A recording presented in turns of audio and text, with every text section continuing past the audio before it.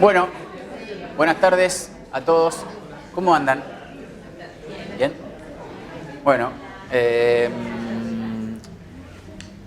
vamos a arrancar el curso de hoy. Previamente quiero hacer un par de aclaraciones para que estemos todos en sintonía en relación a cómo avanza el curso, o al menos a la parte que a mí me corresponde. En el programa nosotros teníamos anotados en este módulo 4 varios puntos, aspectos procesales del Código Civil, sucesiones y creo que algunas cosas más. Y en el módulo siguiente hay un capítulo que estaba pensado específicamente para la actuación de las defensorías, cuando este curso estaba pensado exclusivamente para la gente que trabaja en las defensorías. Como el campo de aplicación se abrió y bueno, por suerte pudimos venir quien quisiera, vamos a ampliar un poquito ese campo de estudio. Y la idea entonces es esta. A mí me parece que es mucho, o sea, que es muy complejo, largo y que requiere de un análisis puntual el aspecto procesal del nuevo Código Civil y Comercial. Quiero decir, las reformas procesales que introduce el Código Civil y Comercial. Esta afirmación, así como suena, reformas procesales del Código Civil, es a priori antagónica y contradictoria. Ya vamos a ver por qué. Un código de fondo, un código civil, que regula cuestiones procesales. Esto hace ruido a priori, ahora lo vamos a desandar a lo largo de la clase de hoy, pero quizás nos quede para la próxima, para este tercer bloque, que íbamos a hablar de la actuación de las defensorías, estas cuestiones relativas a sucesiones y a prescripción y caducidad y una serie de cosas más. Quiero decir con esto, no se preocupen si hoy no vemos algunas cuestiones que estaban en el módulo cuarto, creo que es el de hoy, porque las vamos a ver en el próximo. Yo tengo interés particularmente en que hoy avancemos en los aspectos procesales que trajo consigo el código. Y otra cosa que quiero mencionar previamente, que acá Carolina me apunta con la mirada, es que hoy vamos a salir online. Este curso estaba pensado para salir online en Bariloche y en Choelechuel. Había un montón de gente para vernos, para escucharnos ahí, y no sé, hubo un problema de fibra óptica, bien, no sé bien qué pasó, y eso no se va a poder materializar, con lo cual, nada, una pena, pero que de cualquier manera nos van a ver, nos van a poder ver, no en vivo, pero sí accediendo a la página del campus virtual de la Escuela de Capacitación. Claro. No en vivo, pero sí. Bien, hecha esta aclaración, vamos a empezar. Yo puse ahí arriba recordando, porque a los fines pedagógicos, diría, y prácticos de la clase de hoy, tenemos que retomar un poco esta idea. ¿Se acuerdan? En la clase pasada hablamos un rato largo, bien largo, si ven, yo estoy enfrente, de la constitucionalización del derecho privado, del cambio de paradigma igualitario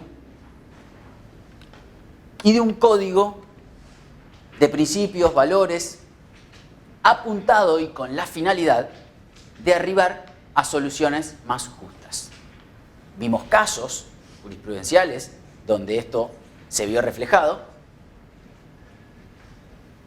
Y la idea, un poco mi idea, en el día de hoy es toda esa construcción teórica y dogmática que hablamos la clase pasada, en la cual dijimos que el derecho privado se constitucionalizó, ya no alcanza para resolver los casos con analizar el contenido de las normas, sino que hay que ir a la Constitución y a los tratados internacionales y a los principios allí contenidos, que cambió el paradigma igualitario, bueno, una serie de postulados que trae consigo el código y están bastante bien explicados en el título preliminar que nosotros analizamos,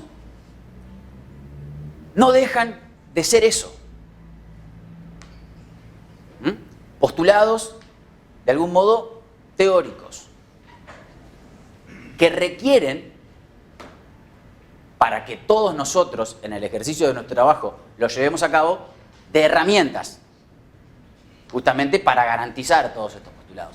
Y esa herramienta es el derecho procesal, es el proceso. Es el proceso judicial que nosotros, acá, o la gran mayoría de nosotros, trabajamos a diario. Las personas que trabajan en un juzgado civil, bueno, conocen a la perfección el proceso civil. Proceso civil y comercial, juicio ordinario, sumarísimo, el ejecutivo. Las personas que trabajan en un juzgado de familia, lo mismo en relación, o las defensorías, lo mismo, pero en relación a la familia. Hoy nos vamos a centrar, obviamente, en el proceso civil. Entonces,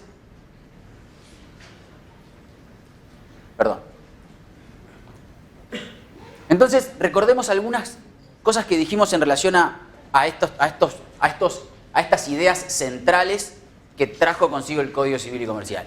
Constitucionalización del derecho privado, cambio de paradigma igualitario y la búsqueda de soluciones más justas, como tres ejes centrales a la hora de pensar en el Código. Constitucionalización del derecho privado, recordemos, es la presencia de la Constitución a lo largo de todo el ordenamiento jurídico. La coexistencia, el diálogo, la comunidad de fuentes, esta idea de que ya no nos alcanza para resolver los casos con analizar el contenido de las leyes. Sí, me parece que vamos a tener que apagar para que se escuche bien en la...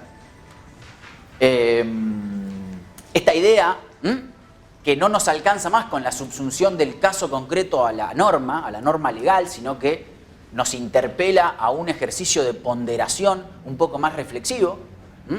Ya no alcanza con verificar en el caso si se da la norma y así resolver. El ejemplo que yo di en su momento era el del chico que lo frenaban en la entrada del colegio, no lo dejaban entrar y le dicen, bueno, ¿y por qué no puedo entrar? Bueno, porque tu papá debe 3 cuotas de este curso. Bueno, la solución así de ese conflicto pareciera no encajar más con nuestro sistema jurídico tal cual es hoy. Mayores facultades judiciales, que quizás es el centro de lo que vamos a hablar hoy. Un código civil y comercial que aporta normas procesales que le otorgan facultades al juez para llevar a cabo estas ideas. Ahora las vamos a analizar una por una. La idea del cambio en el paradigma igualitario. ¿Se acuerdan que conversamos de una igualdad en sentido formal? Esta idea de que somos todos iguales ante la ley y a partir de ese postulado resolvemos los conflictos y que a partir de un momento determinado no alcanzó más para resolver conflictos de manera justa. Esta idea, este ejemplo que yo di la clase pasada de que en este curso no hay 2 personas iguales en términos de competencias, de facultades, de posibilidades.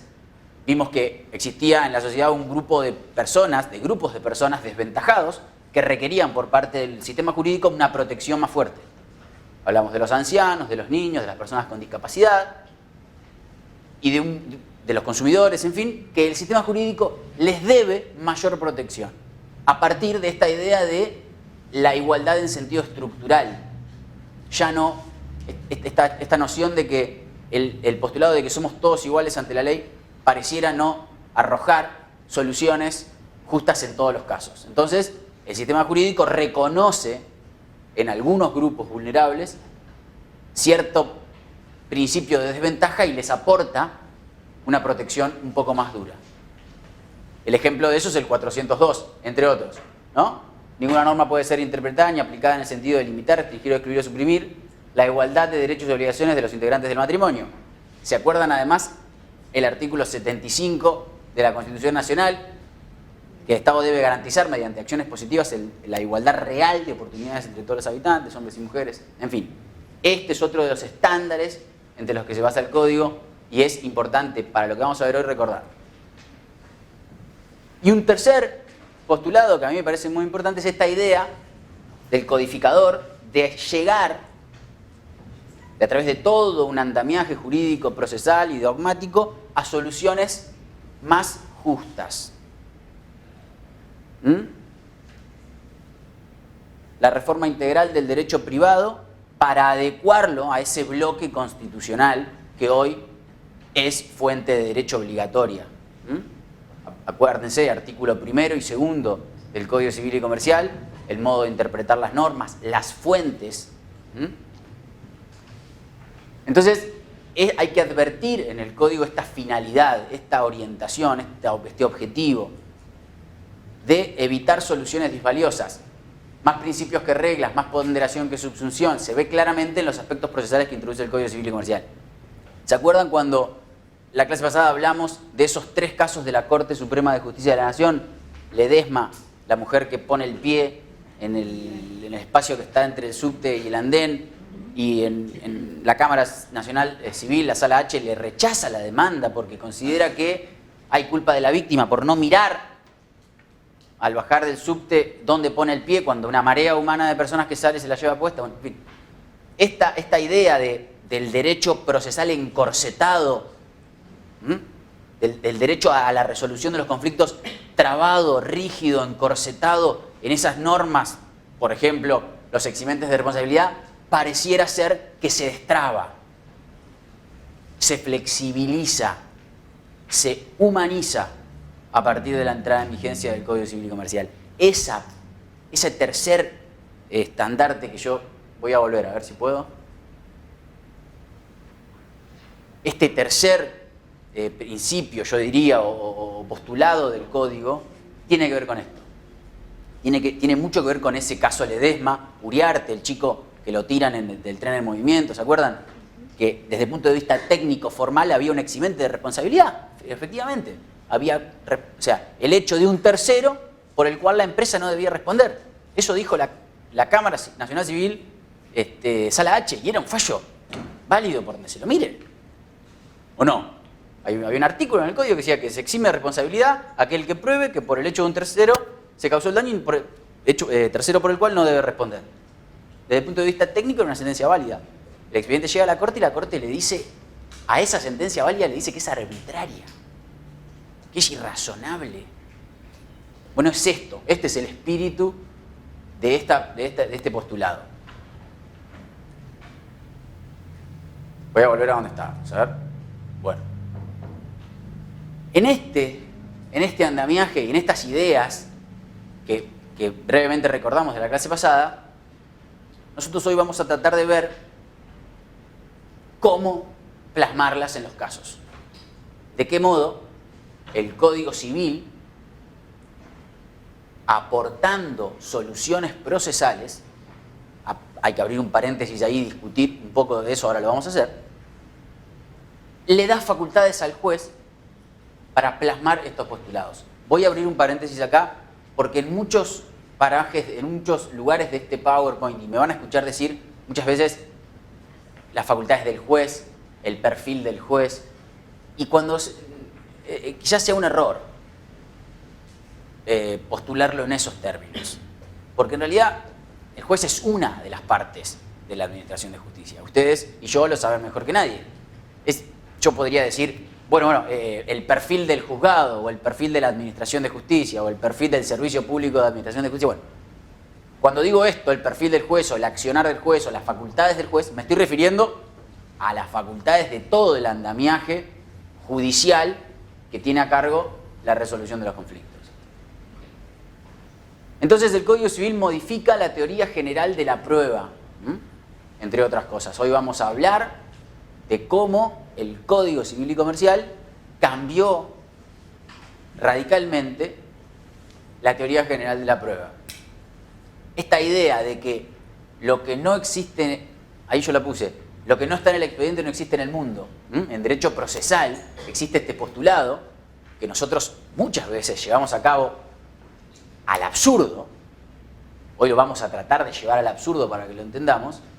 Esta idea de que no está en el expediente, no consta del expediente, pero ¿cómo? Tengo la muleta, acá estoy, no está acreditado en el expediente. Esta idea que nos acompañó a lo largo de muchísimo tiempo en el derecho y en la administración de los conflictos, pareciera ser que a partir de la entrada en vigencia del Código Civil y Comercial se rompe. Eso es lo que habitualmente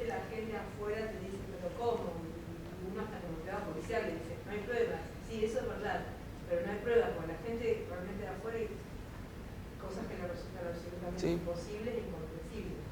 Y uno lo repite, yo lo repito convencido. Sí, yo lo repito y todavía no me convencí. Voy a tratar de que no me convencí, pero lo que quiero decir con esto, y es un modo de concluir, cuando terminemos la clase de hoy y avancemos sobre las conclusiones, bueno, voy a terminar la idea. Avancemos sobre las conclusiones, vamos a hablar puntualmente de esto. Cómo la sociedad nos interpela todos los días, a nosotros los operadores judiciales, a dar una respuesta un poco más sensata a la solución de conflictos. Yo creo que a partir del Código Civil y Comercial lo podemos hacer. Vamos a ver si los convenzo. Acá se me pasó algo. Pasé una y no me di cuenta. Ah, está. Entonces esta idea, ¿no?, de flexibilizar el proceso, de humanizarlo. La doctrina especializada en materia de derecho procesal habla de una humanización del proceso. Un proceso judicial con rostro un poco más humano, que deje de tener tanto esta cosa de no está en el expediente, no está en el mundo. Esta idea de no consta en acta, no consta en auto, esta idea, ¿no?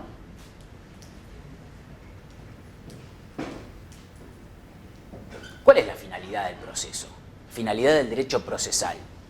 Para desandar este camino, para desandar estas ideas que yo quiero plasmar hoy, tenemos que retomar un poco.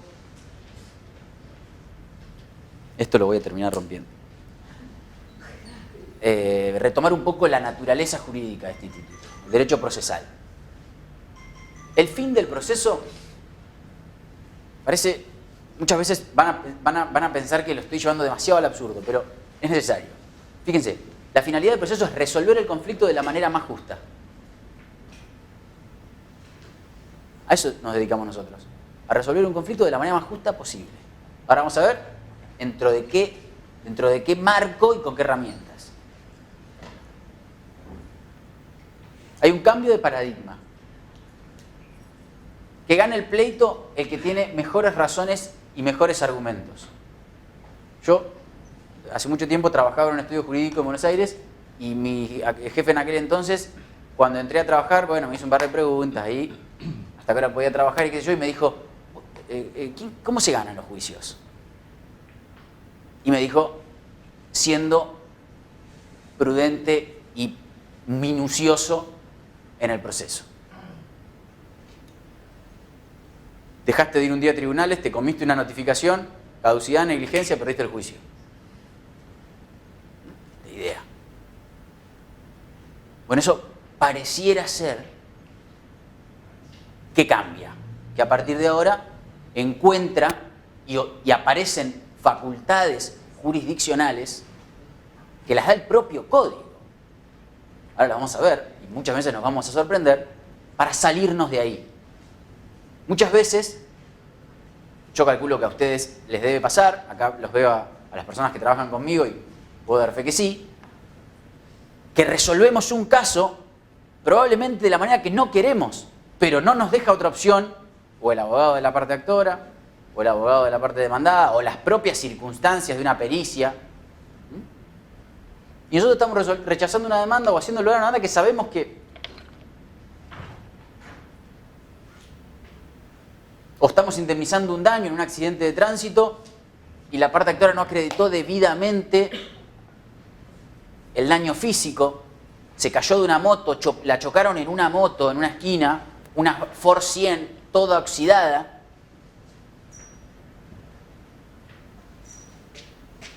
Y a simple vista se advierte cuáles son los daños que padeció producto del accidente y nosotros no tenemos en el expediente prueba de que tuvo fractura de cúbito y radio, que tuvo fractura de tibia nasal.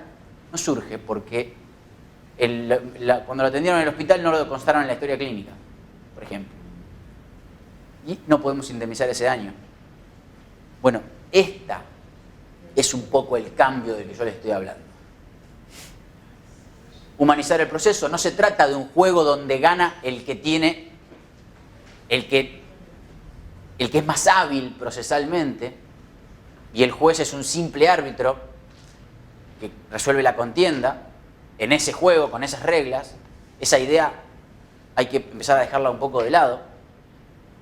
El juez adopta un rol, el juez, repito con esta idea, el juzgado, la administración de justicia, los operadores jurídicos adoptan un rol más activo. El sistema nos interpela a adoptar un rol mucho más activo en el proceso.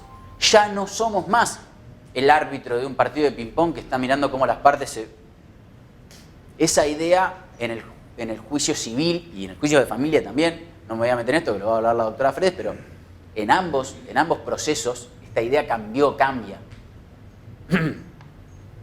Fíjense, Couture y Calamandrei, yo diría los dos maestros del derecho procesal. El fin del proceso es la operatividad del derecho sustancial. El derecho procesal es accesorio, no es el protagonista de la película. El derecho procesal es el ayudante del derecho sustancial. La razón de ser, Calamandrei creo que lo dice, lo que le da sustento al derecho procesal es su carácter instrumental. Servir de realización del derecho sustancial. La razón de ser, lo que le da sentido al derecho procesal, es llevar a cabo las ideas del derecho sustancial. En este caso, la idea del derecho procesal actual debería ser plasmar las ideas del Código Civil y Comercial que nosotros vimos la clase pasada y ahí repasamos un poquito al inicio de la de hoy. ¿Vamos hasta acá? Primera cuestión, muy relevante, o al menos a la doctrina le encanta gastar tintas y tintas en esta cuestión. Se discute la fuerte presencia que hay en el Código Civil y Comercial de normas procesales. ¿Por qué? Es la primera pregunta. ¿Qué pasa? ¿Cuál es el problema? Podríamos preguntarnos. Bueno, la respuesta es que un buen sector de la doctrina entiende que el dictado de las normas procesales, de las normas de forma, es una facultad no delegada por las provincias. En el acuerdo constitucional, en nuestro acuerdo constitucional, las provincias delegan parte de sus facultades al Estado Nacional y se reservan otras. En esa idea, muchos autores sostienen que las provincias se delegaron la potestad de dictar códigos de forma, se guardaron, perdón, y delegaron la de los códigos de fondo. Toda una discusión media, si quieren, no sé, no quiero ponerle un nombre que no, pero es una cuestión media de egocentrismo federal que no sé hasta dónde es tal. Y les voy a explicar por qué. Fíjense, 75 inciso 12. El 75 son las atribuciones del Congreso de la Nación. Dictar código civil, comercial, penal, de minería y del trabajo ciudadano, sin que tales códigos alteren las jurisdicciones locales. Y el 121, las provincias conservan todo el poder no delegado en esta Constitución al gobierno federal. Es esta idea de reparto de competencias. Como les digo, un sector amplio de la doctrina, que cada vez es menor, sostenía que esa competencia no delegada del 121 era dictar normas procesales, códigos de forma, y organizar su administración de justicia. Esta idea siempre formó parte, si quieren, de la discusión constitucional en el afán de evitar perder autonomía, las provincias perder autonomías en manos de nación. Cuando se pierde autonomía con cosas de todos los días, esto da la sensación de que que el código de fondo disponga cuestiones procesales, no pareciera afectar la real autonomía provincial, más que sea el gobierno nacional el que financie el 100% de las obras públicas de una provincia, por ejemplo. Sin perjuicio de eso, de toda esta discusión, hay una cosa que es indiscutible, y es que la Corte, de un fallo que se llama Bernabé Correa, de hace muchísimos años, lo dijo claramente. Y es la interpretación que pacíficamente se sostiene desde ese entonces. Y sostiene: el Congreso Nacional está habilitado para dictar normas de procedimiento en relación con el derecho común aplicable por los tribunales locales, sin perjuicio de ser esta atribución reservada a las provincias conforme al 121, cuando fuesen razonablemente estimadas necesarias para el mejor ejercicio de los derechos consagrados en las normas de fondo. ¿Qué quiere decir esto? Básicamente, o cuál es el criterio jurisprudencial que reina en esta discusión y que a mi juicio le pone fin, es, bien, las normas procesales se las reservaron los gobiernos provinciales. Sin perjuicio de lo cual, y teniendo en consideración el carácter accesorio del derecho procesal, eso es indiscutible, el Código de Fondo, competencia delegada a las provincias en la Nación, puede disponer normas de procedimiento siempre y cuando sean para coayudar al cumplimiento de ese derecho de fondo. Retomemos un poquito las ideas. Yo dije hace un ratito que el derecho procesal era instrumental, coayudante, era el cómplice del derecho sustancial. El derecho procesal tiene su razón de ser en cumplir el derecho de fondo. Entonces, este criterio de la Corte aparece indiscutible. No hay, como lo dijo la Corte acá, no hay, si las modificaciones que hace el Código de Fondo en materia procesal es para plasmar las ideas del Código de Fondo, no hay inconstitucionalidad. A partir de Bernabé Ferreira, 1940, creo, 30 y pico, esto es así. Con lo cual, esta discusión de por qué el Código de Fondo, porque cuando salió el Código Civil y Comercial y se discutió a lo largo de mucho tiempo, muchos autores, muchísimos autores dedicaron un montón de tiempo en esta cuestión. Uno podría decir, por ejemplo, si eran funcionarios judiciales, ¿por qué no estabas poniéndote al día en tu juzgado? Pero bueno, es otra cuestión. Entonces, a partir de esta idea y esta cosa zanjada de que el Código de Fondo puede establecer normas procesales, se dice que hay una apertura, hay una dispersión del derecho procesal. Existen cuestiones procesales dispersas en todo el ordenamiento jurídico. Esto es incontrastable. Fíjense, el artículo 43 de la Constitución Nacional, la piedra fundamental de nuestro ordenamiento jurídico, ustedes saben, la estructura normativa de la Nación Argentina establece a la Constitución y los tratados internacionales, el bloque de constitucionalidad, como la norma fundamental. En esa norma, que se supone general, bueno, en esa norma hay disposiciones procesales. El artículo 43. Toda persona tendrá derecho a una acción rápida y evita amparo, siempre que con requisitos formales, procedimentales. Pero no solo ahí. Fíjense, concursos y quiebras. La ley de concursos y quiebras la dicta el Congreso, es la legislación de fondo y establece miles de normas procesales, plazos, el informe del 36, verificación de créditos, plazo para dictar la quiebra indirecta, en fin.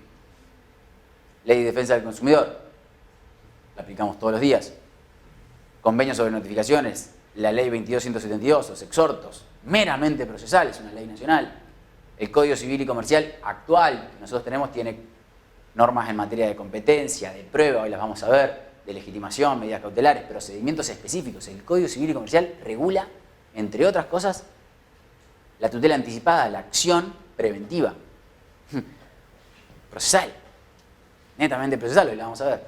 Con esto quiero decir, no nos asustemos, el Código de Fondo puede regular cuestiones procesales. Esa es una discusión zanjada, que yo tengo la obligación de contárselas porque existe, pero al menos a mi juicio, y hay un sector muy amplio de la doctrina, está resuelta.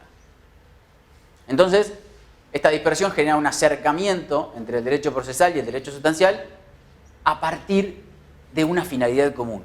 A mí me parece que acá se entienden un poco mejor las cosas. Tengo un dolor de garganta impresionante.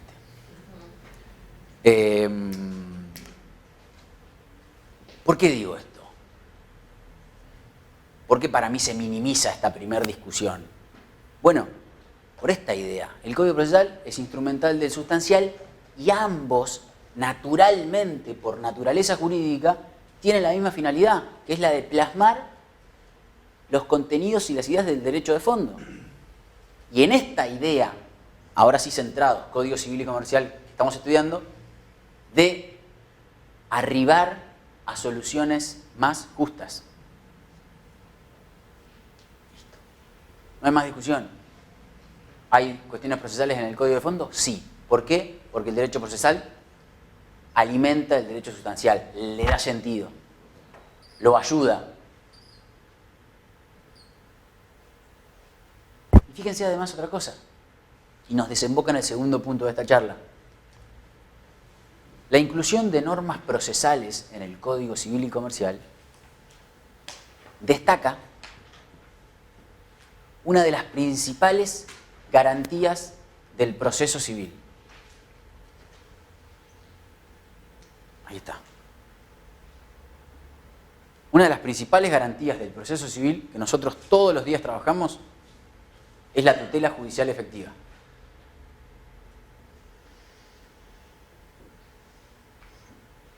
La tutela judicial efectiva está incorporada en el artículo a nuestro ordenamiento jurídico positivo, en el 75, inciso 22 de la Constitución Nacional, que constitucionalizó los tratados internacionales de derechos humanos. Entre ellos, la Convención Americana de Derechos Humanos, del Pacto de San José de Costa Rica, que en el artículo 8 y 25 sostiene esta idea de la tutela judicial efectiva. Los estados, parte de la Convención, están obligados a garantizar una serie de derechos. Yo no los voy a leer, no lo voy a leer a todo el artículo, pero para que tengamos una idea, de qué estamos hablando, ahí hay una definición igual, pero para que tengamos una idea, fíjense, artículo 8 del Pacto de San José. Toda persona tiene derecho a ser oída con las debidas garantías y dentro de un plazo razonable por un juez o tribunal competente, independiente, imparcial, establecido con anterioridad. Toda persona inculpada en un delito. Artículo 25. Toda persona tiene derecho a un recurso sencillo y rápido o a cualquier otro recurso efectivo ante los jueces o tribunales competentes que lo ampare contra actos que violen sus derechos fundamentales reconocidos por la Constitución, la ley o la presente convención, aun cuando tal violación sea cometida por personas que actúen en el ejercicio de sus funciones oficiales. Los Estados partes se comprometen a garantizar que la autoridad competente prevista en el sistema legal del Estado decida los derechos de todas las personas que interpongan tal recurso, a desarrollar las posibilidades del recurso judicial, a garantizar el cumplimiento, en fin, una serie de garantías que están en nuestro sistema jurídico y que hacen a la tutela judicial efectiva, a la cual todos los Estados miembros le deben respeto, porque está dentro de su sistema jurídico. La tutela judicial efectiva es como el debido proceso, qué sé yo, está dentro, es nuestro, es parte de nuestro sistema jurídico. Y fíjense, yo ahí les puse, comprende un triple enfoque. La tutela judicial efectiva. Libertad de acceso a la justicia, fíjense, escuchen bien. La tutela judicial efectiva, que repito, es operativa e imperativa para los Estados miembros, Argentina, implica o quiere decir, o de algún modo obliga a los Estados a garantizar la libertad de acceso a la justicia, eliminando los obstáculos procesales que pudieran impedirlo. Nada, es claro como el agua. Obtener una sentencia de fondo, es decir, motivada y fundada en un tiempo razonable, más allá, dice, del acierto de la decisión, y esa sentencia se cumpla, es decir, que tenga fuerza ejecutiva. Y fíjense, es una especie de, a mí me gusta esta frase como una especie de resumen de la tutela judicial efectiva. Dar pronta seguridad jurídica, amparo frente al desamparo, tutela frente a la indefensión, abriendo las compuertas de la jurisdicción, eliminando los obstáculos procesales y garantizando las libertades fundamentales de todos los habitantes. Un poco es esto debería ser parte del trabajo que hacemos todos los días. Esto sería como en una empresa, algo así como el manual de buenas prácticas. Sí. Los estados, como dije, están obligados a garantizar esa tutela y a esos efectos el Poder Judicial, el derecho procesal ejerce un rol preponderante. Yo lo dije en la clase pasada cuando concluíamos, esta modificación, este cambio en la legislación de fondo nos interpela a resolver conflictos de una manera más humana. Bueno, de esto estamos hablando. Para hacerlo, para lograrlo, para plasmar en el caso de la mujer que la choca una Ford 100 en la esquina en una moto, para plasmar estas ideas que parecen vagas y yo les mostraba los PowerPoints de la Convención de los Derechos Humanos y ustedes capaz que por dentro pensaban, yo tengo el juicio ahí en el escritorio y lo tengo que resolver. Bueno, no. Hay herramientas, no quedan palabras. Nosotros tenemos las herramientas para plasmar esto y están en el derecho procesal. Este rol preponderante que ejerce el Poder Judicial, que ejercemos nosotros en la tutela judicial efectiva y en la resolución de los conflictos, aparece, y ahora vamos a ver a través de qué disposiciones, un rol mucho más activo del juez, del juzgado, del administrador de justicia. Esta obligación de los estados de, a través de acciones positivas, garantizar la igualdad real de oportunidades, nosotros estamos adentro de esa obligación. Amplia discrecionalidad para adaptarse al caso concreto. Acuérdense, nosotros la primera clase dijimos que este código era el código del caso, no era el código de la abstracción, no era el código de verificar si hay culpa de la víctima sin importar cuál, ni cómo, ni cuándo, si metió la pata en la ranura, si había 80 personas atrás. Dejó de ser ese código. Es el código del caso, es la eximente en este caso, en estas circunstancias, con esta persona. No es lo mismo un eximente de responsabilidad de una persona de 25 años en la plenitud de la vida que en una de 90. Que se toma el subte para ir a laburar porque no tiene otro modo de ir a trabajar. Bueno, esta es una potestad clara que el nuevo Código Civil y Comercial le da a los jueces. Distinguir el caso. Activismo, discrecionalidad, bien entendida. Ahora vamos a ver los límites. Para adaptarse al caso concreto. Estas ideas, ¿no? Capacidad progresiva, grado de madurez, vamos a ser nosotros, va a ser el juez, va a ser los abogados que intervengan en los pleitos, los que les den herramienta a los jueces para determinar si un chico tiene madurez suficiente, si esta eximente es aplicable a este caso. Fíjense, en este rol que para mí trae el que el Código Civil y Comercial le tiene preparado a los jueces, a la Administración de Justicia, está el artículo 3, que ya lo analizamos, es el deber de resolver los asuntos sometidos a su opinión mediante una sentencia razonablemente fundada. Una sentencia razonablemente fundada es eso, una sentencia a la cual se llega a partir de una ponderación de un montón de circunstancias, no solamente del hecho y de la ley, como ocurría antes. Hay un ejercicio de ponderación de todas las fuentes del derecho, de ese diálogo de fuentes que nosotros hablamos, la Constitución, los principios, los usos y las costumbres. Esta idea de que el sistema va desde la codificación, de esta idea donde el código era la fuente preponderante, yo diría la primera, el análisis se terminaba si el código resolvía el caso. Eso es codificación, es una corriente que de algún modo plasma esta idea. Si el caso lo resuelve el código, está resuelto. Bueno, no, por eso digo, vamos de la codificación a la constitución o a la ponderación de una serie de fuentes para resolver el caso. Y acá nos metemos en las herramientas puntuales y procesales para llegar a eso. Iura novit curia. Todos sabemos de qué se trata, ¿no? La facultad del juez de enderezar una pretensión que está procesalmente mal encaminada o mal fundada o lo que fuere. Es decir, resolver más allá o de manera distinta lo que las partes pidieron. Esto vamos a ver, entra en tensión con una serie de principios del derecho procesal. Yo ahí les puse la primera reflexión, que es un fallo de la Corte del 2011, Guerrero, que dice que el iura novit curia es un deber de los jueces que entronca, que se enrola en la prestación de la tutela judicial efectiva. Partamos de esta base y ahora vamos a ver cómo llegamos a esta conclusión. Fíjense, postulados que hacen a llegar a esta conclusión.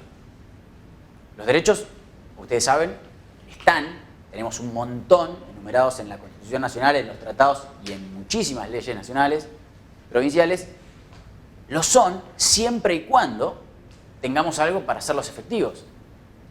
¿De qué sirven que los derechos estén hermosamente escritos en un código o en una constitución o en un tratado si yo no tengo manera de ejercer ese derecho? Yo tengo derecho a una vivienda digna, bien. ¿Y tengo derecho a la salud. Sí, tengo derecho a la salud, pero no tengo obra social, tengo una enfermedad. Y a mí viene un amigo y me dice, che, yo tengo derecho a la salud y a mí la obra social no me cubre esto. Y bueno, hay herramientas para llevar a cabo esos derechos. Es decir, si el derecho no tiene una herramienta para ejercerlo, no es derecho. Partiendo de esa base, tenemos que entender que esa herramienta, que ese modo de llevar a cabo el ejercicio, de cumplir con los derechos que consagran nuestro ordenamiento jurídico, es el proceso. Es ahí. Ahí está el modo de ejercer el derecho. Vamos a ver acciones, garantías.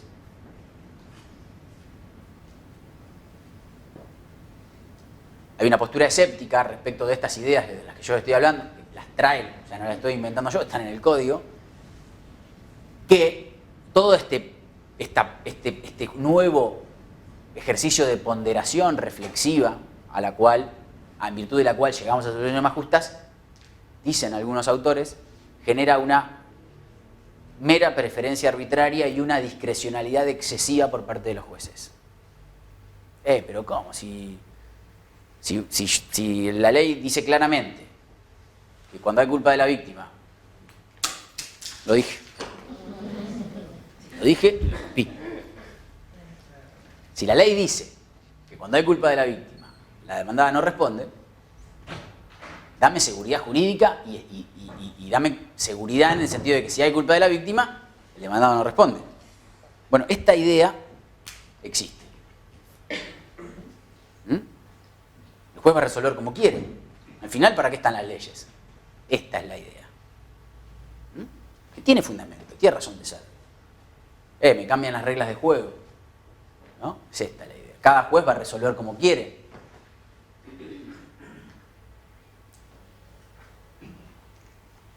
Porque en ese ejercicio de ponderación, algunos entenderán que la dignidad del hombre está garantizada con tales estándares y en otros juzgados habrá otros estándares de dignidad. ¿Se acuerdan Ledesma? La Corte en Ledesma, el pasajero merece trato digno. No puede ser transportado como ganado. Bueno, ese es el problema al cual nosotros nos enfrentamos hoy. Ese es el principal escollo, yo diría, cuestión a resolver en el derecho actual, o al menos en el derecho procesal actual. ¿De qué modo llevamos a cabo estas ideas que trae consigo el Código Civil y Comercial sin violentar estos principios de derecho procesal en los cuales se para este sector de la doctrina? Y ahora los vamos a ver. Anda, eso es muy importante. Fíjense, ejemplos de esto. Código Civil alemán, procesal civil alemán. El juez solo puede fundar su decisión en un aspecto jurídico considerado insignificante por las partes o que se le haya pasado si le ha dado oportunidad de manifestarse a su respecto. Francia. El juez debe, en todas las circunstancias, hacer observar y observar el mismo principio de contradicción. No puede fundar su decisión sobre los medios de derecho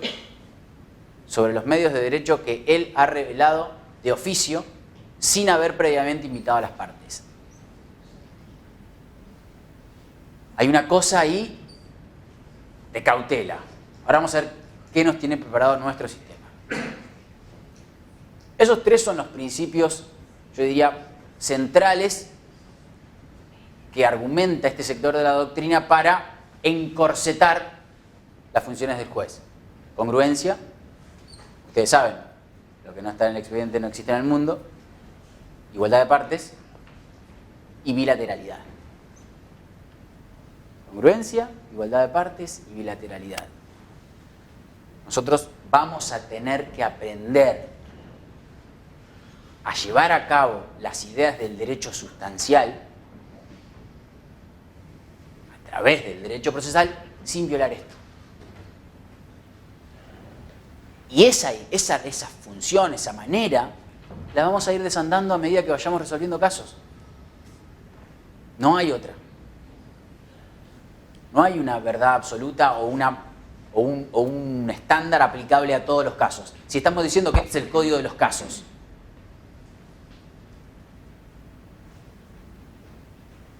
Vamos a tener juicios en los cuales el juez pueda tener una intervención muy activa sin violar la igualdad de partes, y otros juicios en los que no. Avancemos. ¿Qué hora es? Estamos re bien. Hasta las 8. Entonces, ¿cómo? Ese es el desafío, ¿no? Ya está planteado. ¿Cómo congeniar estas ideas? Bueno, yo ahí puse algunas ideas. Asumir la complejidad de la cuestión. ¿Esto qué quiere decir? Asumir nosotros como operadores jurídicos que la cosa no es tan simple. Que no es 2 más 2, 4. Hay personas con diferentes capacidades, con diferentes grados de vulnerabilidad, con diferentes posibilidades realmente de resolver problemas. La cosa no es tan simple, se complejiza. Entenderlo, asumirlo es el primer paso. Y después, la necesidad de una argumentación jurídica un poco más completa. Quizás no alcance más con contestar una demanda diciendo: mire, yo no debo responder en este juicio porque meter la pata, meter el pie en el lugar que está entre el subte y el andén es culpa de la víctima. Y el artículo 1113 del Código Civil exime responsabilidad por culpa de la víctima. Pareciera ser que esa argumentación jurídica dejó de alcanzar. Va a haber que analizar más fuentes del derecho y no solo la ley, no solo ese 1113, va a haber que ir a los principios, a las costumbres, a los derechos consagrados en los tratados internacionales de derechos humanos. Desconstitucionalización del derecho privado, ¿no? Hacer dialogar a las fuentes. Fundar los casos, no solo en la ley.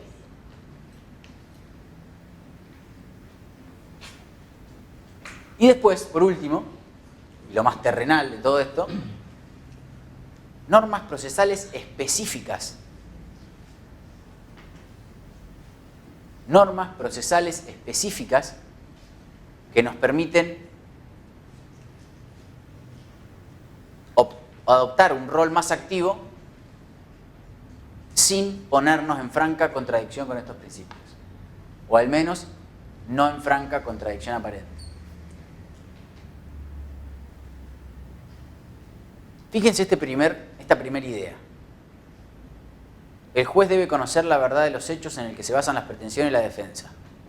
No hay sentencia justa si no está basada en hechos verdaderos. Básicamente esto sería algo así como el rechazo de una demanda porque el abogado del actor se fue a ver la Copa América a Estados Unidos y se le cayó toda la prueba, no pareciera ser una sentencia justa.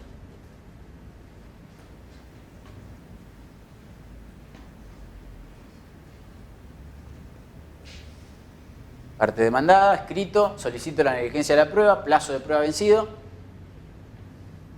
Al lugar. Audiencia de prueba, plazo de prueba, 30 días, 35 días, Copa América, perdemos la final otra vez con Chile. A casa y el juicio es rechazado, la demanda se rechaza por falta de prueba. No parece un razonamiento tan loco. Sin embargo, para el sistema jurídico no sería una sentencia justa. Y fíjense, yo no sé si ustedes, no sé si lo tenemos tan hecho carne a este artículo. 36, Código Procesal Civil y Comercial de la Provincia de Río Negro. Nuestro manual de trabajo. El juez sin requerimiento de parte. Voy a volver para atrás uno, para que no se mareen. Recuerden la primera parte del artículo. Sin requerimiento de parte. Ya nos topamos. Ya los defensores de la congruencia ya nos van a mirar mal. Los de la igualdad de parte también y los de la bilateralidad también. Sin embargo, ahí está el 36, que nadie lo declaró inconstitucional todavía. Aún sin el requerimiento de parte, los jueces podrán ordenar la diligencia necesaria para esclarecer la verdad de los hechos controvertidos.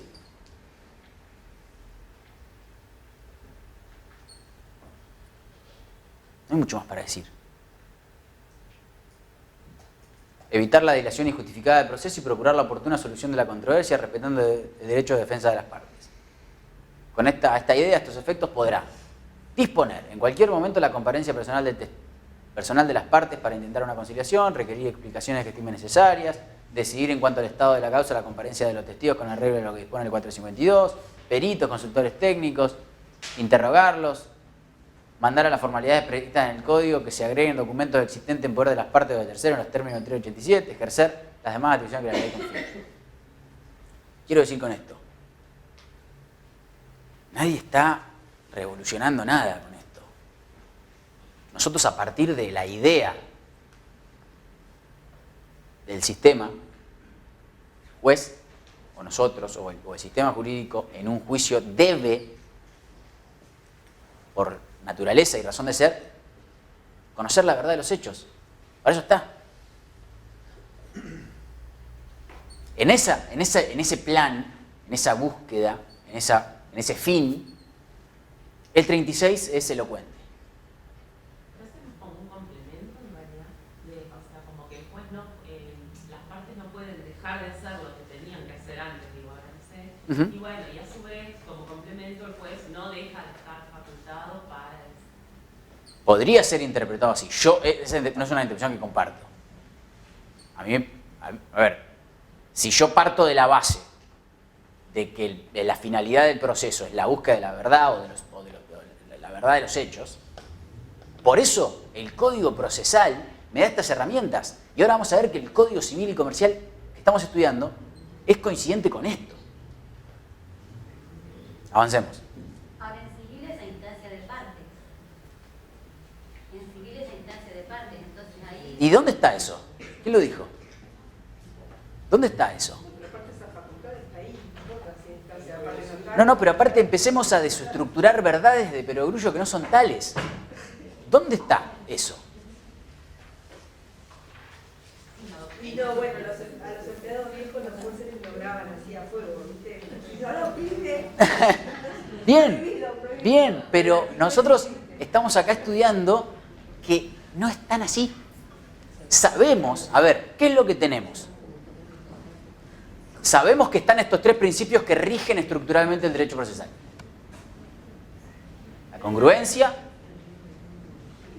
el principio de igualdad de partes y la bilateralidad. El proceso debe transitar por los andariveles de estos tres principios.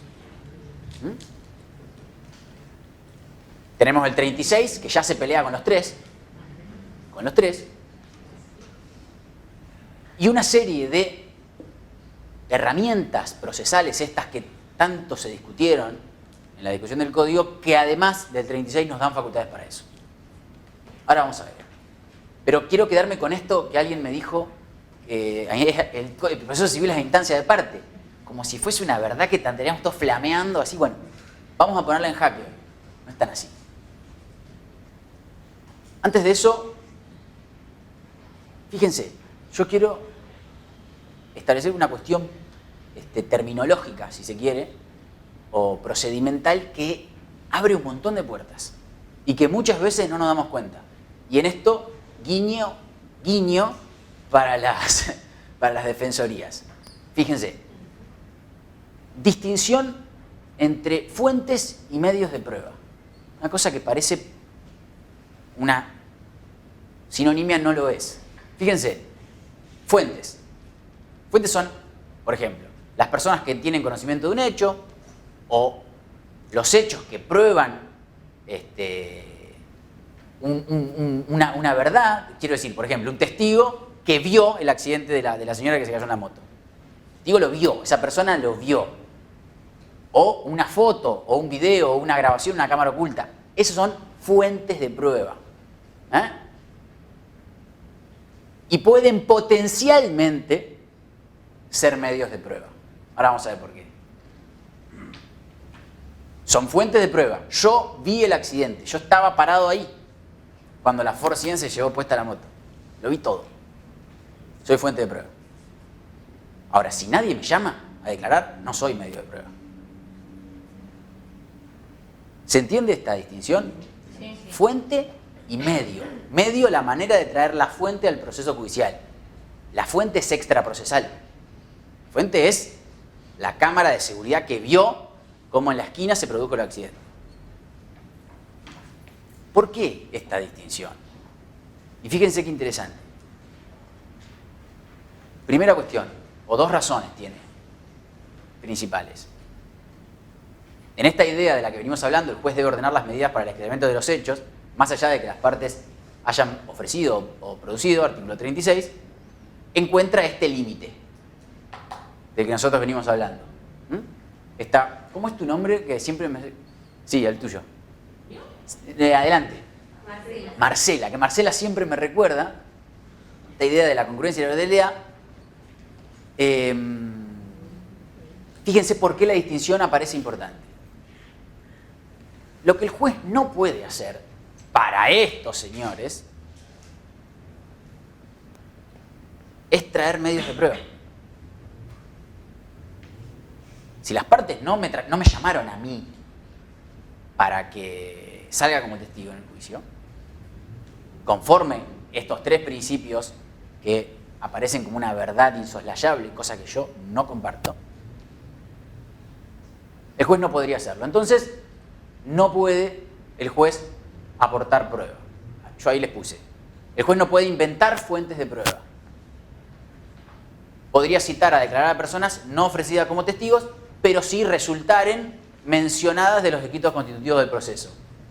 Hay una jurisprudencia que dice que no solo de los escritos constitutivos del proceso, que son demanda y contestación, sino de otros medios de prueba. Por ejemplo, un testigo se sentó y dijo: no, sí, yo efectivamente vi que la señora estaba yendo muy despacio en la motito, atenta y súper cuidadosamente, y vino al auto y con todo venía a 200 y ahí en la esquina al lado mío estaba Roberto. Pareciera ser, bajo estas premisas, el juez podría citar a Roberto a declarar. Puedo utilizar las facultades del artículo 66. Claro. Pero fíjense, y en el afán de no pelearnos con los defensores de la tesis de Marcela. Esta idea de que el juez no puede inventar prueba, no puede traerla, tiene que ver con esta idea de evitar la imparcialidad, porque sería el propio juez el que trae la prueba y después el que la valora en sentencia. Esta idea ocurre mucho en derecho penal. Acá Mariana nos puede ilustrar al respecto, pero es un poco, ocurre lo mismo.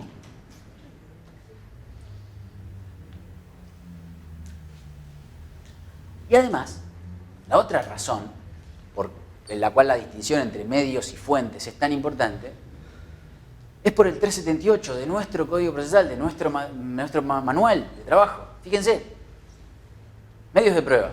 La prueba deberá producirse por los medios previstos expresamente por la ley, por lo que el juez disponga a pedido de parte o de oficio, siempre que no afecten la moral o las buenas costumbres. Los medios de pruebas no previstos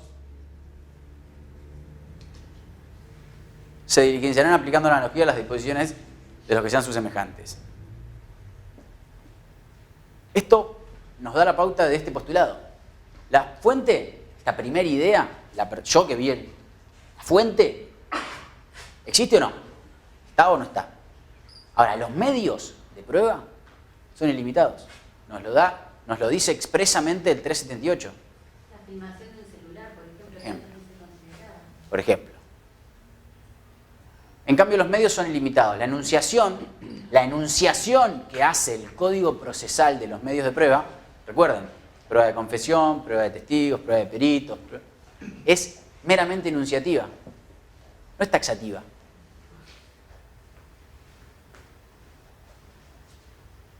¿Se entiende esto? Ejemplo. Esquina.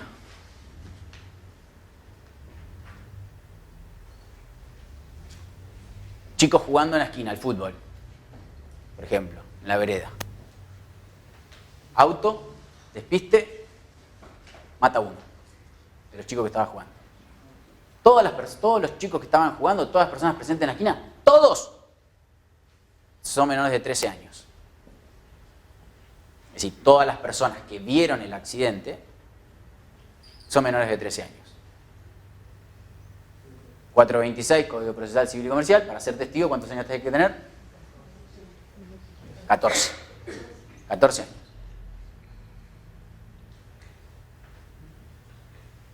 Entonces la pregunta sería, los chicos, los únicos testigos del hecho,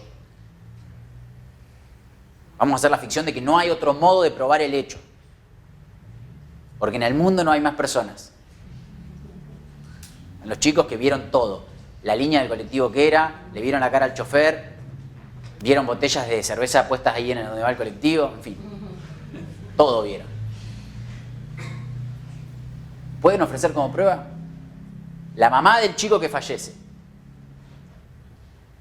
¿tiene fuentes de prueba?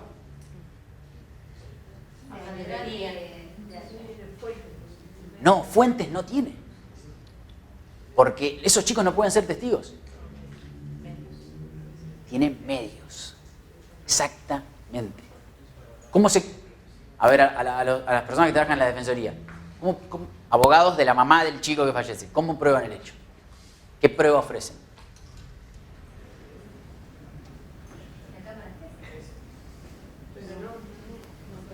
Pero si... Vamos a olvidarnos del Código Civil y Comercial, que ahora vamos a ver que existe lo que se llama grado de madurez y el testigo puede decir.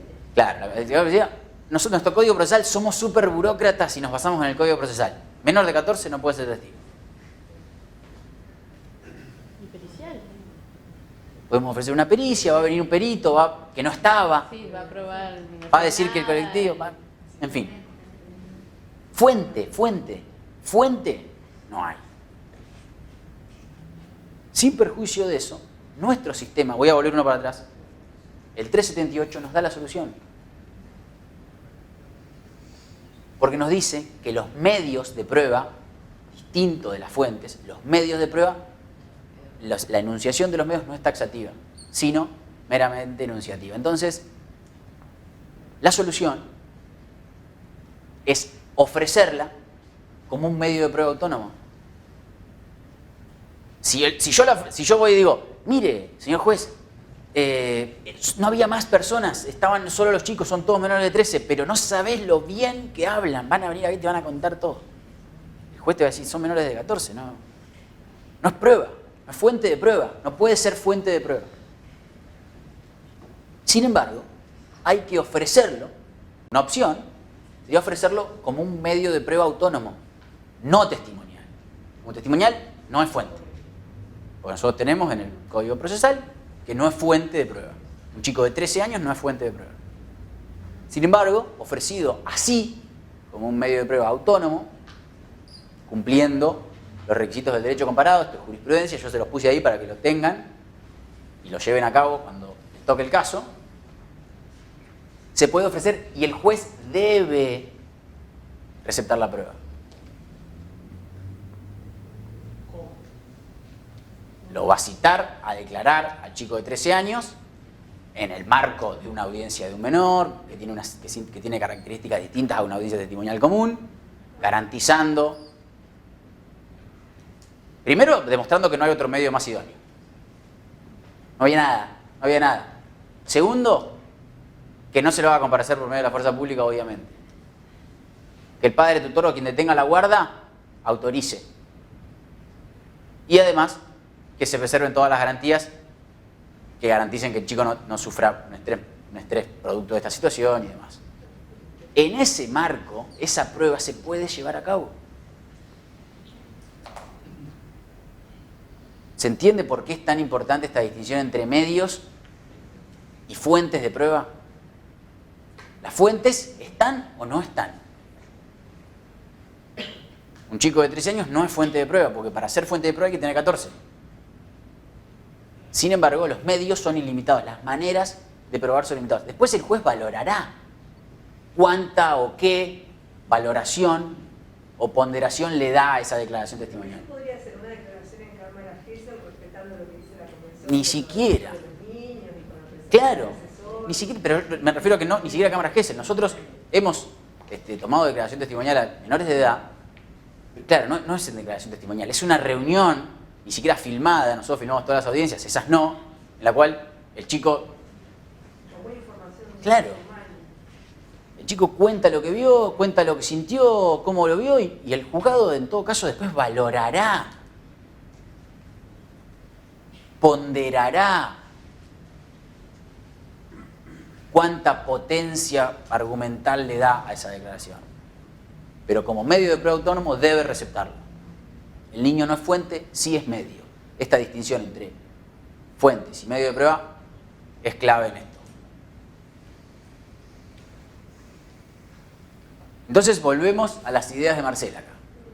El sector minoritario de la doctrina no admite que el juez ordene prueba que las partes no trajeron al proceso. No me miren con cara de, ay, qué anticuado, porque esto es así. Esto pasa. Esto es congruencia, esto es igualdad de partes y bilateralidad. Si las partes no trajeron la prueba clave, muchas veces nosotros decimos, qué desastre, no trajeron la prueba que determina, o no ofrecieron pericial contable. ¿Cómo no ofrecieron pericial? Según lo que nosotros acabamos de ver, voy a volver para atrás, Voy a volver para atrás, así logro ser gráfico en esto, me parece importante. Nosotros no tenemos más que venir acá. Aún sin requerimiento de parte. ¿Con qué propósito? El que acabamos de ver. Buscar la verdad de los hechos. El derecho... O sea, esta idea de no hay sentencia justa si no está basada en hechos verdaderos. Un poco partiendo de esa idea, ¿no? O ese sería el contenido dogmático de esta proposición. Vuelvo a donde estábamos. Ahora, digo, ¿qué incongruencia y qué limitaciones existe el código? Porque en un delito penal muy grave, un menor puede declarar en cámara que Claro, pero el régimen procesal del fuero penal es distinto. Sí, es distinto, pero digo, es incongruente porque hay veces que las cuestiones son muchísimo más graves, no sé, que un daño en perjuicio. Seguro que sí. Seguro que sí. Es que esta idea, a ver, vuelvo a lo mismo. Nosotros tenemos los principios rectores del derecho procesal. La congruencia, el juez no puede ir más allá de lo que está en el expediente. Eso supone garantizar que las partes van a tener herramientas para defenderse, que el juez no va a salir con algo que no está. El principio de bilateralidad. Yo no puedo resolver una cuestión que me plantea una parte sin darle traslado a la otra para que se manifieste al respecto. Y igualdad. Es decir, me presentan una pericia, no le puedo poner traslado solo a la actora. Estos principios son los principios rectores del derecho procesal, están. Pero no, en muchos casos, y el 36 es un ejemplo, el sistema prefiere, lo vimos en la primera clase, vamos a encontrar tensión de derechos en un montón de lugares. Y el sistema jurídico establece preferencias. Es así, no es. Hay que sacarnos de esta idea de que esto que hablábamos hoy de la complejización, asumir que se complejiza el sistema. No es más subsunción del caso en el hecho, no es más 2 más 2 es 4, la cosa se complejiza. Entonces aparece esta idea, que un buen sector de la doctrina, y además esto hay que pensar. Y además, suponte, yo parte demandada en el juicio de Ángela Ledesma. Parte, o sea, abogado de la empresa. Voy a decirle al juez, ¿usted qué está haciendo? Si yo le demostré con prueba suficiente que hay un eximente de responsabilidad, ¿de qué me está hablando? ¿Qué me sale con la dignidad? Si nadie le habló de dignidad.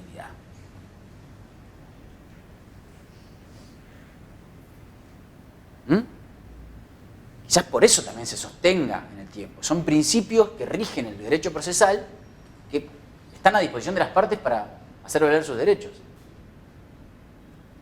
Entonces, esta idea, que yo hablaba al principio del proceso entendido como un partido de tenis donde el juez está dirimiendo lo que las partes dicen, un poco se deja de lado, aparece otra idea, otro rol del juez que tiene más que ver con el artículo 36 y las herramientas puntuales que vamos a ver ahora. Entonces el juez debe conocer la verdad de los hechos, no hay sentencia justa si está basada en hechos verdaderos. Y esta idea a mí me parece interesante. El ocultamiento de la verdad no es tutelado por el derecho. Yo podría tranquilamente, el ejemplo de la Copa América, el abogado declaré negligente toda la prueba de la parte actora, no tengo prueba para condenar y rechazo demanda por falta de prueba. Yo puedo repeler esa conclusión y ordenar prueba de oficio bajo esta premisa.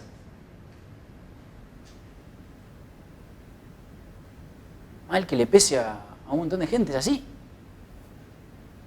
Pero los plazos entonces, ¿cómo se hacen para hacérselos cumplir? Claro, es decir, el proceso se endereza en las reglas que se pone para sí. Yo fijo una audiencia preliminar y establezco un plazo de prueba de 60 días. Cumplido el plazo, la parte actora no probó, se cayó una prueba o lo que fuere, y el juez, en su rol de buscar la verdad objetiva, de garantizar el ejercicio de los derechos y de adoptar soluciones más justas, tiene las opciones de producir prueba de oficio. Nosotros lo hacemos. Chicos, acá no me dejan mentir, medidas para mejor proveer. Fíjense, yo les puse ahí para acordarme caso de filiación, un caso que no quiero dejar de contarlos, que refleja esto con meridiana claridad. Filiación. Acá hay mucha gente que trabaja en familia, va a saber más que yo de esto, pero el caso es de prueba. Filiación, el supuesto padre acepta en primera instancia someterse al estudio genético para determinar su paternidad y la parte actora no contaba con fondos para realizar el estudio. Bueno, ahí suceden una serie de cosas, plantea un beneficio de litigar sin gasto, le dicen que el beneficio de litigar sin gasto no tiene efecto retroactivo, entonces se le cae la prueba. Se dicta sentencia, en primera instancia el expediente se va a la Cámara y la Cámara, previo a resolver, ve que no tiene el estudio genético del padre y dice, no, yo así no puedo resolver. ¿Para qué me lo...? Y ordena de oficio la compulsa del examen genético.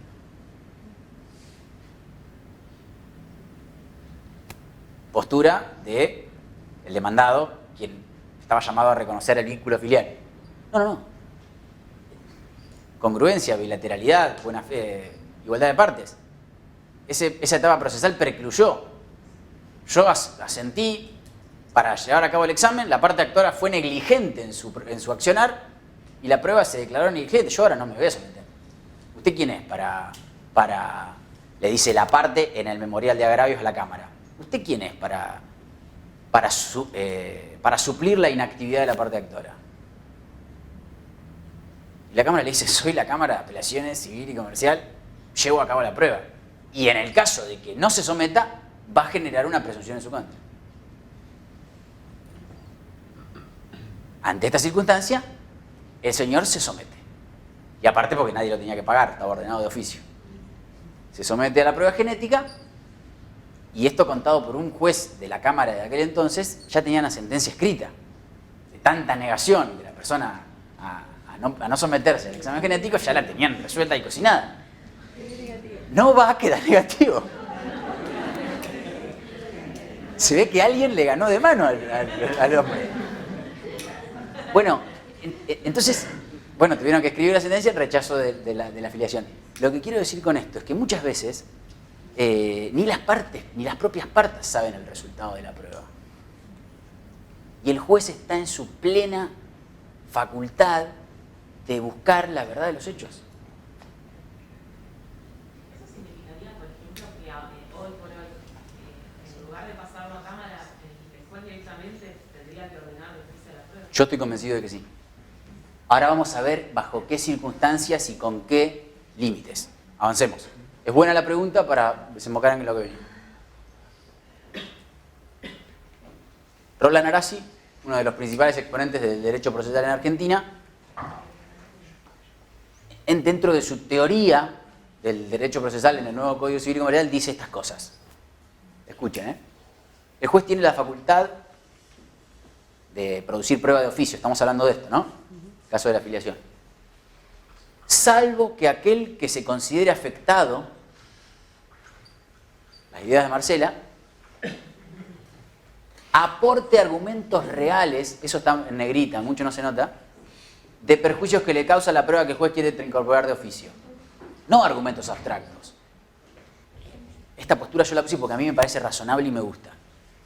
No alcanza con decir, ¿usted quién es para ordenar esta prueba de oficio. Si esta prueba en primera instancia ya se declaró negligente. Esto viola la congruencia, la bilateralidad.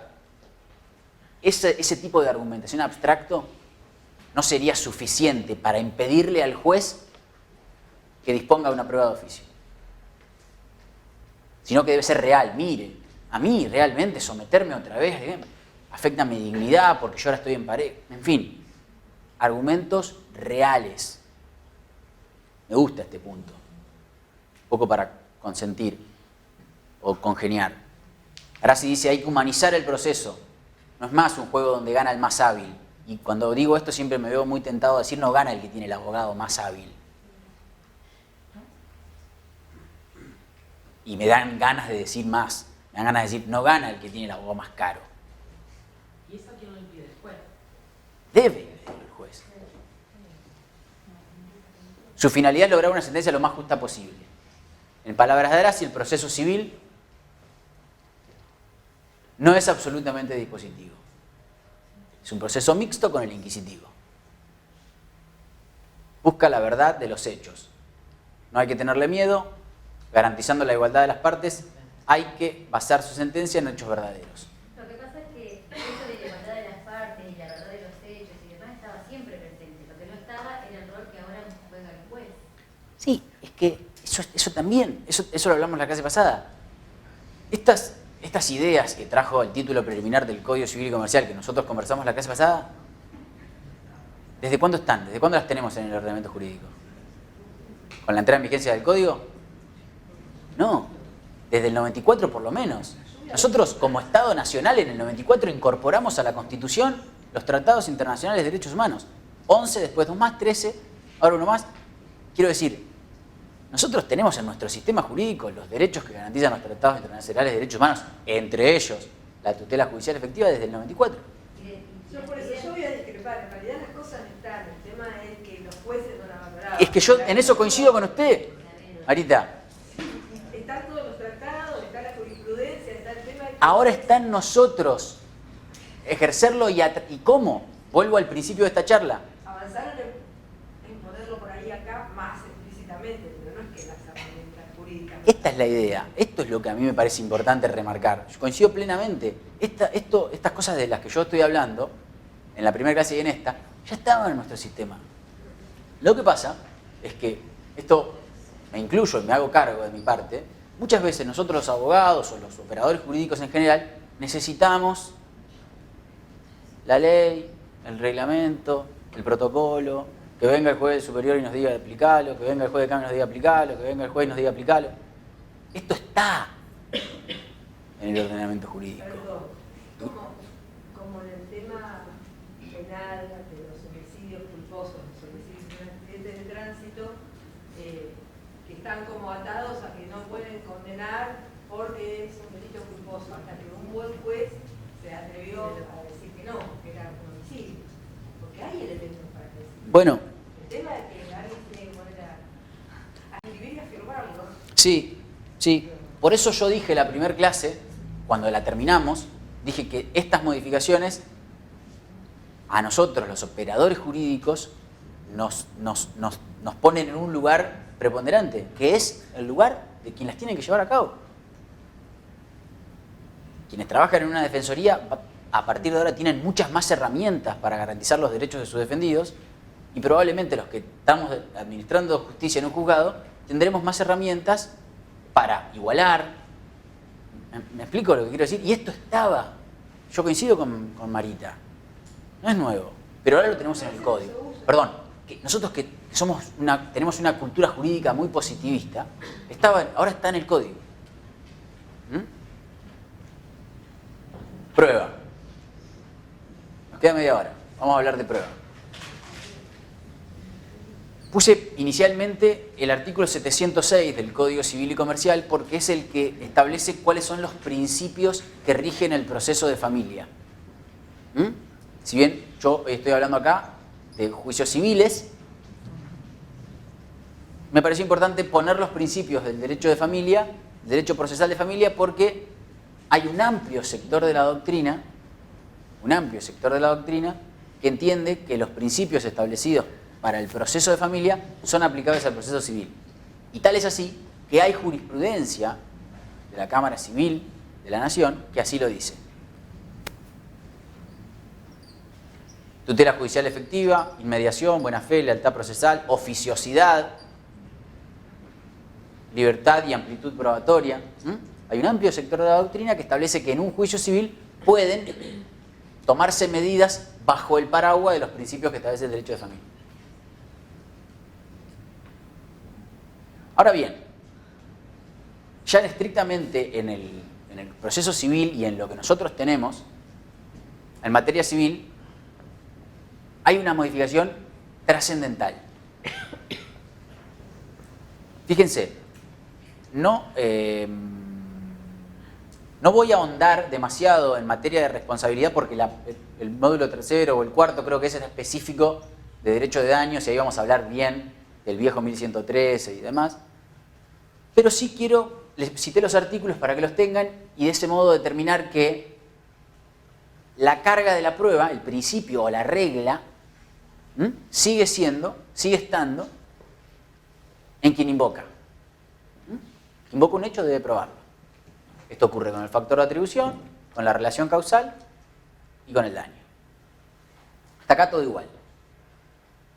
Sin embargo, el Código Civil y Comercial incorpora en el 1735 la teoría de las cargas probatorias dinámicas. Es una excepción a la regla de que quien invoca un hecho debe probarlo. La regla de que quien invoca un hecho debe probarlo, lo que fue durante muchísimos años causal de rechazos de demanda, porque esto no se acreditó debidamente el hecho, rechazo de demanda, en el Código Civil y Comercial aparece la excepción. Quiero decir con esto, acá poner un paréntesis, esto no es nuevo, quiero decir, no es un invento de los legisladores. La jurisprudencia a lo largo de muchos años, con anterioridad a la entrada en vigencia del Código, ya había establecido mecanismos de desplazamiento de carga probatoria. En determinados casos y bajo determinadas circunstancias, la jurisprudencia había determinado que no siempre y en todos los casos la carga de probar un hecho estaba en quien lo invocaba. Ahora vamos a ver de qué se trata. 1735. Empieza así. No obstante que esa regla de la que veníamos hablando antes, de que quien invoca un hecho debe probarlo, los jueces, esto, ¿no? La facultad, este código le guarda a los jueces, puede distribuir la carga de la prueba de la culpa o de haber actuado con la diligencia debida, ponderando cuál de las partes se halla en mejor situación de aportarla. Cambia radicalmente la teoría de la prueba. El juez puede distribuir la carga de probar la culpa o de haber actuado con la diligencia debida, ponderando cuál de las partes está en mejores condiciones de aportarla. ¿Cuál sería un ejemplo típico de desplazamiento de la carga de la prueba? Un accidente de tránsito, como decía. ¿No? Sí, podría ser. Podría ser. Sin embargo, en un accidente de tránsito, el actor, supongo, yo que iba en moto y usted que iba en auto, vamos a estar los dos más o menos parejos en condiciones de probar.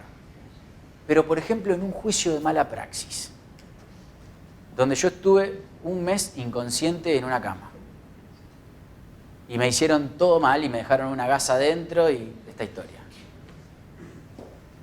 ¿Quién está en mejores condiciones de probar? ¿Yo o la clínica? ¿Quién está en mejores condiciones de probar? ¿Yo que no vi nada, no sentí nada, no supe quién me atendió, nada?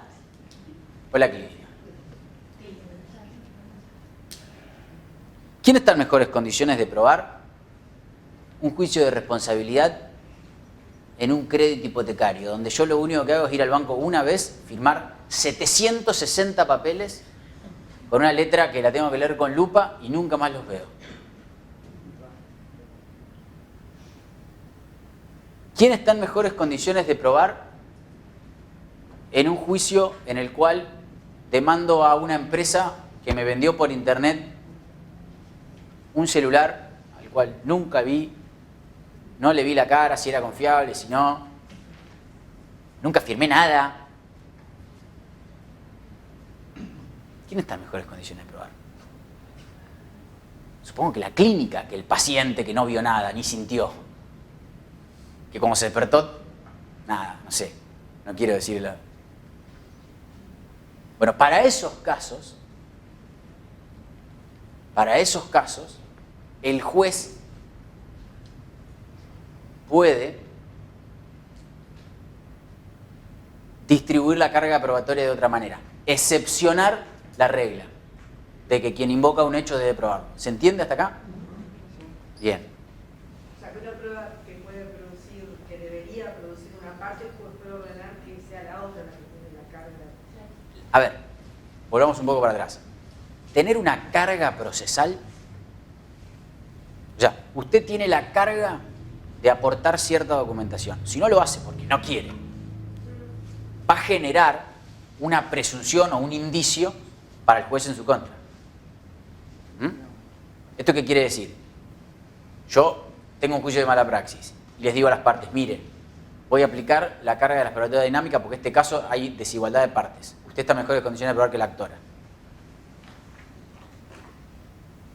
Termina el juicio porque los dos abogados se fueron a la Copa América. Nadie probó nada. La consecuencia procesal de no haber probado no se la voy a poder imputar al actor. ¿Se entiende esto? Ya no voy a poder decir, mire, falta de prueba, rechazo la demanda. Y el actor va a ir a la cámara y le va a decir a la cámara, mire, me rechazaron la demanda, pero yo en realidad no puedo probar nada. Te puedo traer, sé, fotos de cómo tenía el coso, pero los que saben realmente qué me pusieron en el suero, qué médico me atendió, en qué condiciones estaban cuando me operaron, son ellos, no yo. Perdón. Entonces, una vez que el juez toma la decisión de aplicar esta teoría y desplazar la carga probatoria, no hace más que decirle a las partes, mire que si no se acredita el hecho, no voy a rechazar la demanda por falta de prueba, se la voy a imponer a usted a la carga.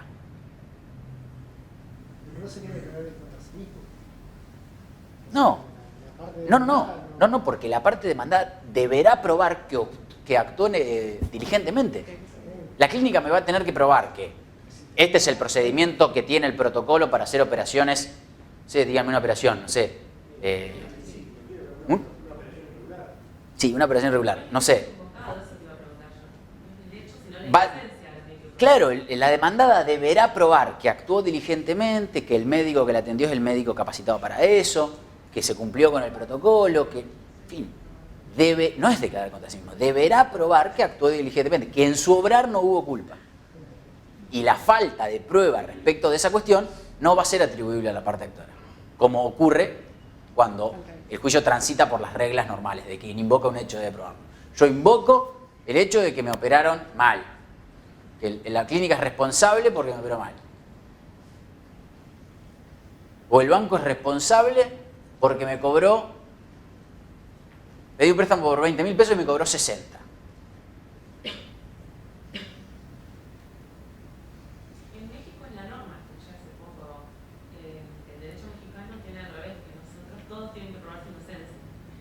Bueno, va a tener que revisar ese postulado, porque ahora nuestro sistema no tiene esta opción. ¿Y el oficio entonces lo hacen los sumariantes del juzgado? ¿Cómo? Perdón. ¿El oficio pidiendo a la clínica, la historia clínica, lo hacen los sumariantes del juzgado? No, lo vamos a poner en un caso porque me parece que no se está entendiendo bien. Demanda. Yo inicio una demanda por daños y perjuicios contra la clínica Viedma por los daños que me produjo una mala praxis médica, una operación, un parto. Ahí está. Sí, sí. Perdí el bebé. Demando a la clínica. La clínica me contesta la demanda, yo viendo las posturas de las partes, este es un tema que vamos a discutir ahora, espero que nos dé el tiempo, les digo, miren, en este caso advierto que es de aplicación la teoría de las cargas dinámicas. Voy a aplicar el 1735. Debe probar los hechos quien esté en mejores condiciones de hacerlo. Se los digo, se los aviso. Entonces, la clínica va a tener que ofrecer toda la prueba que esté a su alcance y de la cual intente valerse para probar que actuó diligentemente. explico? Sí. Después, si el juez entiende que hay prueba esencial para dirimir el pleito que no está agregada, también lo puede hacer de oficio. El 36 se lo permite. Pero es otra cosa. Ahí yo abajo puse problemas de interpretación. Esta norma tiene serios problemas de interpretación. Quiero que los hablemos. Pero sin perjuicio de eso, digamos algo en relación a este desplazamiento de la carga de la prueba. ¿Por qué es dinámica? ¿Por qué se llama carga operativa dinámica? Bueno, justamente por esta lógica de la cual venimos hablando del código, que no es o pretende no ser un sistema rígido, estructurado, que encorsete al juzgado, al juez, a resolver un conflicto de tal o cual manera, sino que es dinámico. No es aplicable a todos los casos. Es aplicable a esos casos en los cuales las partes estén en real desventaja a la hora de aportar prueba. Si yo la demando a Iris porque no me pagó el alquiler del departamento, el juez no va a tener herramientas para aplicar la teoría de las cargas operativas dinámicas. Yo voy a tener el contrato, ella va a tener los recibos, le pago y nada. Cada uno está en igualdad de condiciones de probar. Ahora, en una mala praxis, en un contrato recontra mil conexo de internet y no sé qué, que mi abuela pobre contrató, bueno, sí, va a tener el juez la posibilidad de desplazar la carga de la prueba. Es una facultad dinámica y tiene que ver con esta idea del código del caso. Es un caso aplicable al caso concreto, al caso, no de manera rígida. Bueno, lo puse ahí, esto responde a la lógica del caso, no todos los presos son iguales. En alguno de ellos, alguna de las partes, puede resultar imposible probar los presupuestos en el caso de su acción. Los ejemplos los acabamos de ver. Y vuelvo a este sector minoritario de la doctrina que ve este tipo de modificaciones como inconvenientes en virtud de violar algunos principios estructurales del proceso. Un abogado me puede decir a mí, me puede ir al juzgado y me puede decir, mire, esto la verdad que es una macana. Fíjense cómo estoy cuidando el vocablo. Es una macana porque cada juez va a poder apreciar a gusto y piacere qué casos puede aplicar la doctrina de las cargas probatorias y en los cuales no. O sea, si tengo la suerte de que el juicio entra en el 1, va a haber una teoría, y si tengo la suerte de que si entra en el 3, va a haber otra teoría. Y sí. Va a haber que asumir ese riesgo. ¿Está mal? Sí, está mal. Me preguntan a mí, ¿está mal? Sí, está mal. Está mal, es un defecto del sistema. ¿Pero saben la cantidad de defectos que tiene el sistema? Bueno, este es uno. De la misma manera, el abogado se puede haber equivocado y otro abogado en la misma situación no se equivocó. Por eso, el sistema falla por todos lados. Nosotros tenemos la obligación de comprenderlo así, complejo, difícil, y pararnos en el lugar que hay que pararnos para resolver de la manera más justa posible. Bueno, esto es lo último. Vuelvo al problema de interpretación. Fíjense qué interesante. Carga probatoria dinámica, el juez puede distribuir la carga de la prueba a quien esté en mejores condiciones de probarla. Punto seguido. Si el juez lo considera pertinente, durante el proceso debe comunicar a las partes que aplicará este criterio.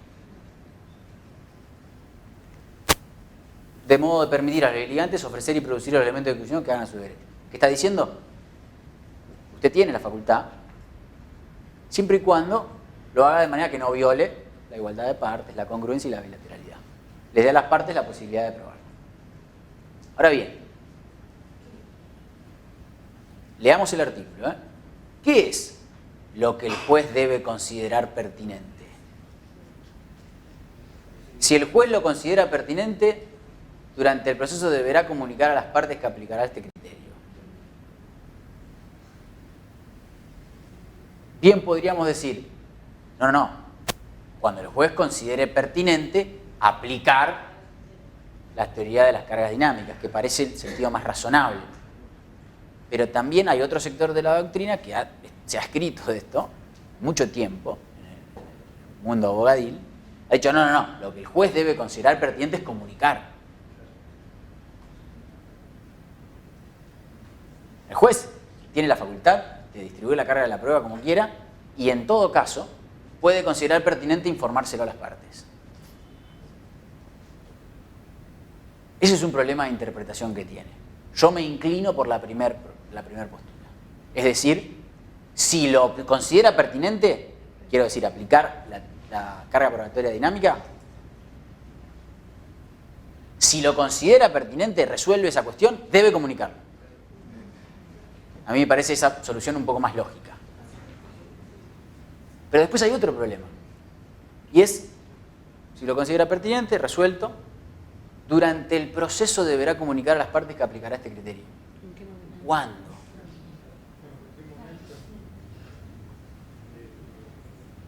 Los defensores del postulado de nuestra compañera nos dirían, y creo que con razón, que si yo llevo a cabo el juicio, alegan las partes y antes de llamar a auto para sentencia le digo, miren que voy a aplicar la carga de la probatoria, la carga de la prueba dinámica de la prueba. Pero ¿cómo? Me va a decir la parte demandada. Si yo tenía que ofrecer prueba para probar mi no culpa de un hecho que no invoqué, ahora me lo decís, estás condenando a perder el juicio, y con razón, me parece.